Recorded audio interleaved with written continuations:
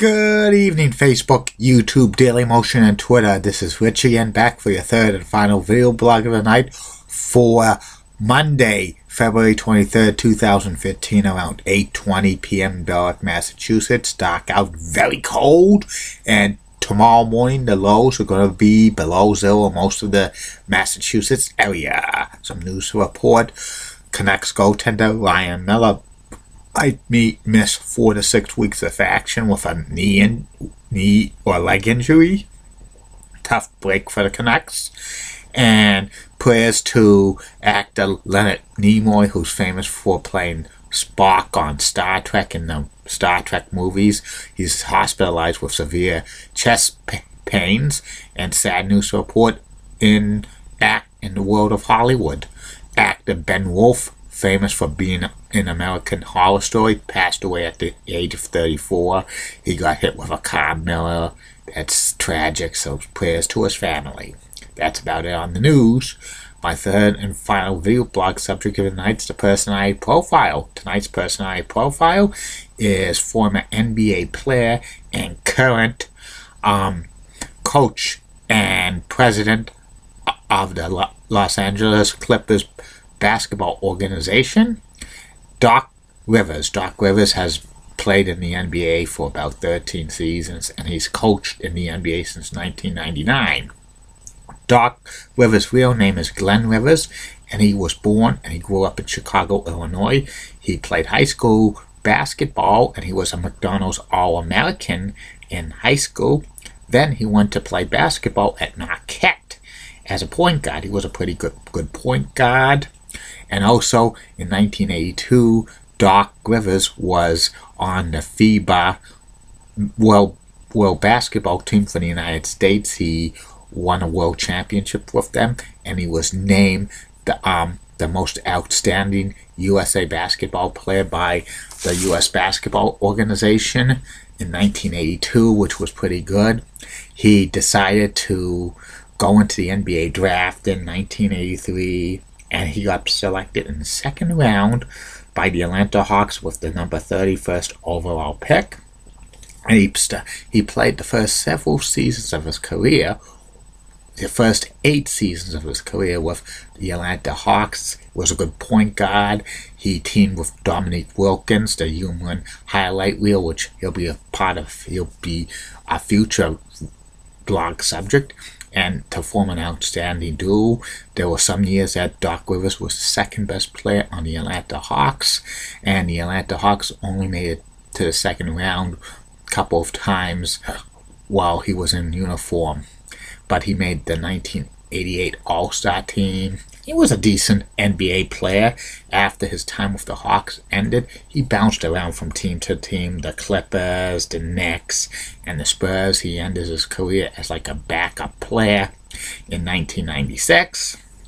And he finished his career stats, 9,377 points, 10.9 points per game, 4,899 assists, 5.7 assists per game, and he had 1,536 steals, averaging 1.8 steals per game. These were decent numbers for an average NBA player, but certainly nothing for Doc Rivers to get into the Hall of Fame as a player. He retired, and beginning in 1996 through 1999, Doc Rivers was a color man for NBA telecast on TNT. And he had a desire to become an NBA coach. In fact, he like in 1998, he said he would willing to go to Division I or Division II or Division III men's college basketball to learn to become a coach. And he got his first opportunity to coach in the NBA in 1999 for the Orlando Magic. And he was coach for them for 4.5 years. The Magic were not a big or a great team, but Doc coached them and he got the most out of his players. In 2000, he was the NBA Coach of the Year. He led the Magic to a 41-41 record, a 500 record for limited talent they had, and a lot of experts were saying the Magic would have finished dead last in the league. but Doc Rivers led them to like a 500 record. He didn't make the playoffs that year, but he was getting to be a good coach. The Magic made 3 straight playoff appearances, 2001, 2002, 2003, with Doc at the helm, but they could not get over the hump and advance forward in the playoffs. They always got bounced in the first round. And by 2003, 2004, the Magic got off to a bad start, and Doc Rivers was fired. He spent the rest of that season as a color man for NBA games on ABC and ESPN. And in April of 2004, Doc Rivers was hired by Danny Ainge to become the next coach of the Celtics. And for the next 9 seasons, Doc was at the helm with the Celtics.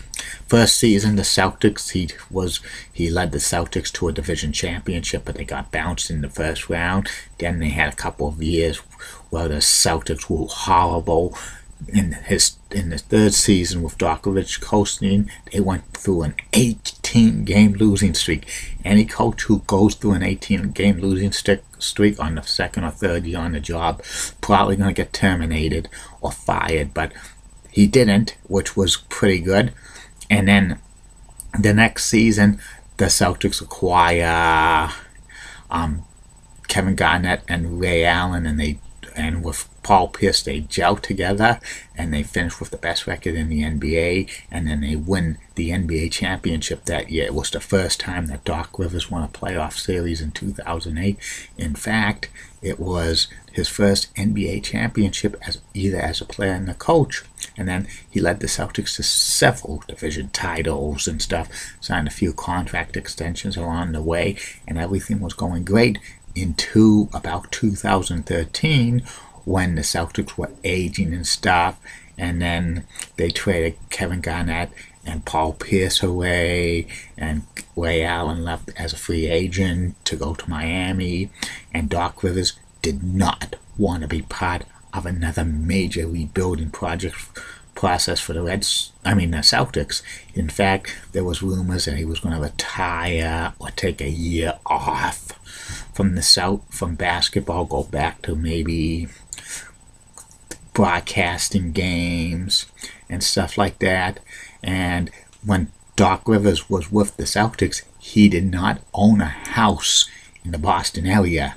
He didn't own a house. There was rumors he was actually living in a hotel suite during the time he was Celtics coach, and he would always travel back and forth to his home in Florida to see his son Austin play high school basketball the first few years. Then Austin Rivers went to college, and then eventually got drafted in the NBA.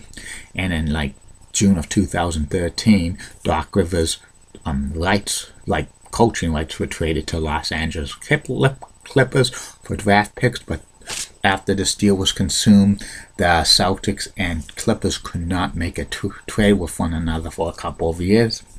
And then Doc Rivers got great talent with the Clippers, with Blake Griffin and Chris Paul, 2 great players in the NBA.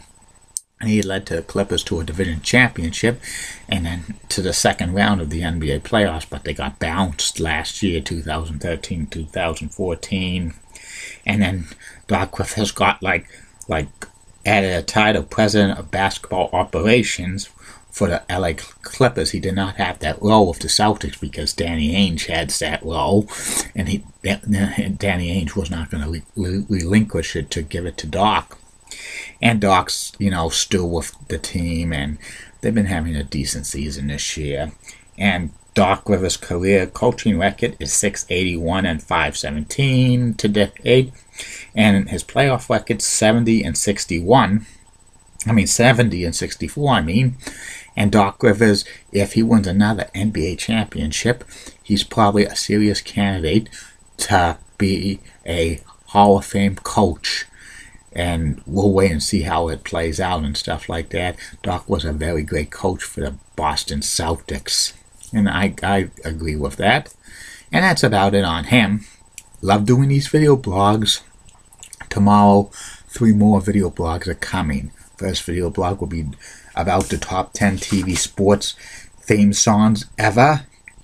And then the second video blog will be about the MBTA commuter rail line, the Hayfo wedding line. I'll tell you the story about that, the information about that.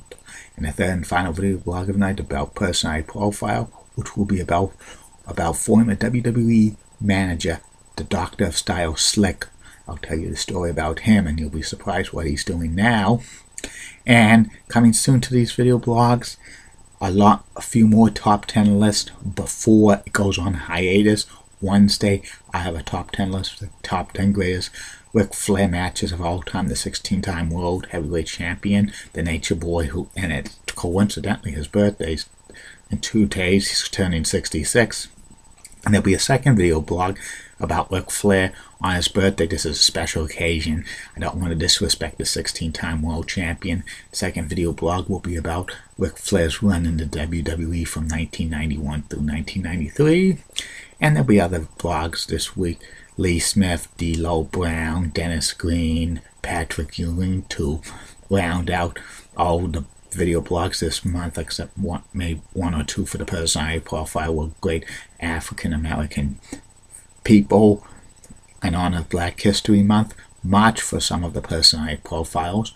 They'll be associated with March Madness the week before March Madness.